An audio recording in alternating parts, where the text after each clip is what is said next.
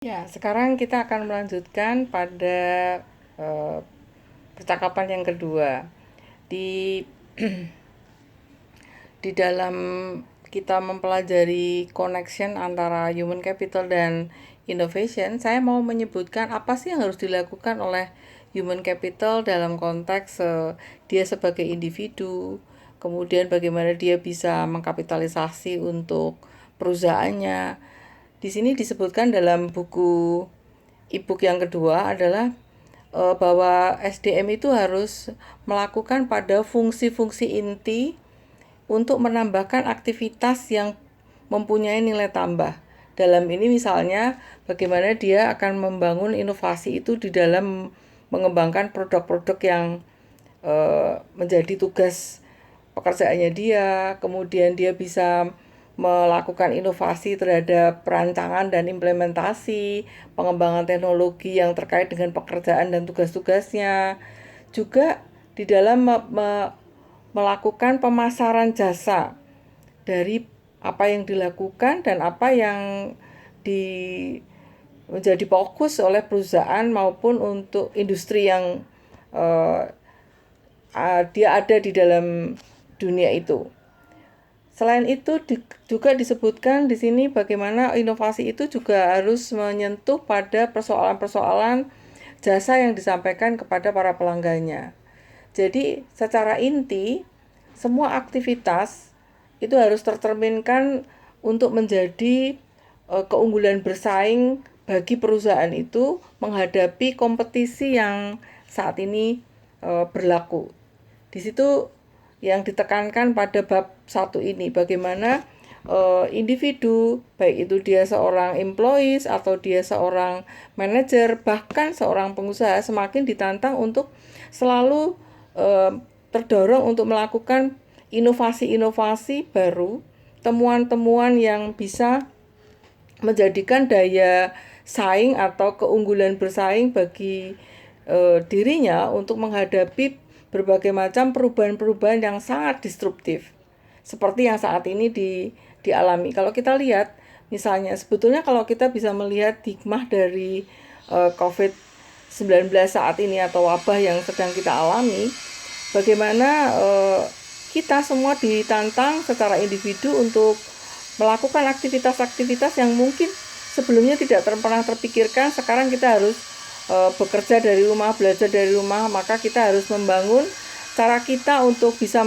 mencerap berbagai macam bahan atau mungkin tugas-tugas yang tidak harus bisa dilakukan dengan tatap muka.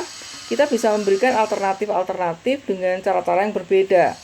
Atau cara kita belajar juga akan mengalami perubahan-perubahan yang sangat signifikan.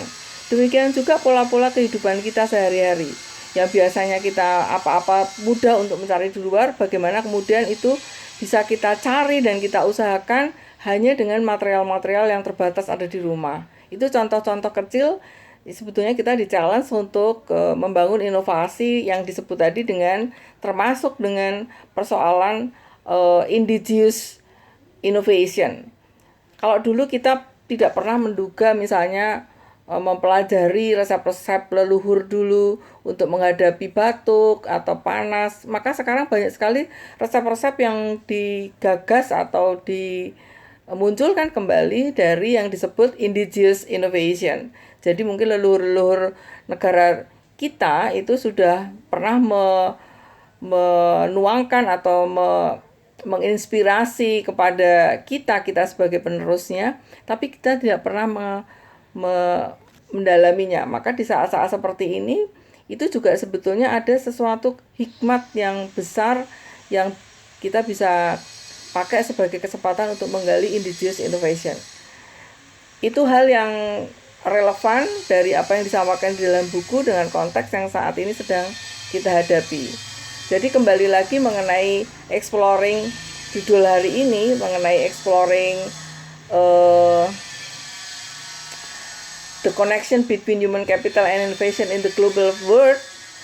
Jelas sekali saat ini sedang kita alami bagaimana dunia itu sedang mengalami wabah COVID-19 ini. Kemudian kita semua secara bersama-sama sebagai bangsa dan sebagai umat manusia di dunia terus didorong dan dipacu untuk membuat berbagai macam kebijakan yang inovasi, kemudian berbagai macam produk, pengembangan produk, entah itu masker, APD, atau hal-hal termasuk dengan vaksin, obat, pencegahannya, kurasinya, kuratifnya, semua di-challenge untuk melakukan berbagai macam inovasi, dan itu bertumpunya adalah pada human capital. Saya rasa itu yang bisa saya sampaikan untuk menginspirasi teman-teman mendalami bab berikutnya, 2, 3, dan seterusnya pada presentasi-presentasi berikutnya. Pada presentasi berikut Anda bisa tidak menyampaikan dalam format PPT, tetapi bisa melakukan dengan seperti saya, rekaman, kemudian saling mengisi antara satu orang kelompok dengan kelompok yang lain, kemudian itu disampaikan dalam WA grup kita. Terima kasih, tetap di rumah, jaga kesehatan, dan ikuti panduan dan anjuran dari pemerintah. Terima kasih, sampai ketemu dan Anda selalu sehat. Tuhan memberkati.